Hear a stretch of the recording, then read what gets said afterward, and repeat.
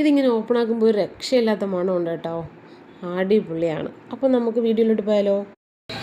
നമ്മൾ കടയിൽ നിന്നൊക്കെ വാങ്ങുന്ന കളറും കെമിക്കലും ഒക്കെ ചേർത്ത് സാധനങ്ങളെ വെച്ച് നോക്കുമ്പോൾ ടേസ്റ്റുമാണ്, ഹെൽത്തിയാണ് അല്ലേ, പിള്ളേർക്ക് ഇഷ്ടപ്പെടുകയും ചെയ്യും. ഇന്ന് നമ്മൾ തയ്യാറാക്കാൻ പോകുന്ന ഇലയടയാണ്. അതിനുവേണ്ടിയുള്ള ഗോതമ്പ് എടുത്തിട്ടുണ്ട്. ആവശ്യത്തിന് ഉപ്പും കൂടി ചേർത്തിട്ട് ഇത് നന്നായിട്ട് നമുക്ക് കുഴച്ചെടുക്കാം. അതായത് നമ്മൾ ചപ്പാത്തിക്ക് കുഴക്കുന്ന പോലെ. ചപ്പാത്തിയിൽ അത്ര കട്ടി വേണ്ട, ഇച്ചിരി ഒന്ന് ലൂസിനിരിക്കുന്നതാണ് നല്ലത്. അപ്പോൾ ഇത് നമുക്ക് നന്നായിട്ട് കുഴച്ചിട്ട് മാറ്റി വയ്ക്കാം.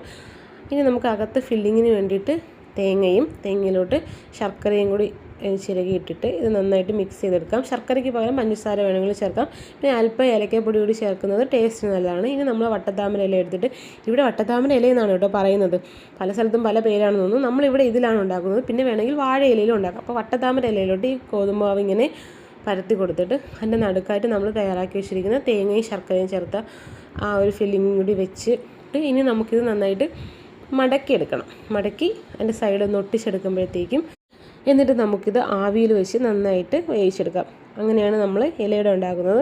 നല്ല ടേസ്റ്റി ആയിട്ടുള്ള ഒരു വീട്ടിൽ പെട്ടെന്ന് തയ്യാറാക്കാൻ പറ്റുന്നതാണ്. കുട്ടികൾക്ക് ഭയങ്കര ഇഷ്ടം. ഇവിടെ മോള് പെട്ടെന്ന് വിശക്കുന്നു എന്തെങ്കിലും വേണമെന്ന് പറയുമ്പോൾ പെട്ടെന്ന് തന്നെ ഉണ്ടാക്കിയെടുക്കാൻ പറ്റും.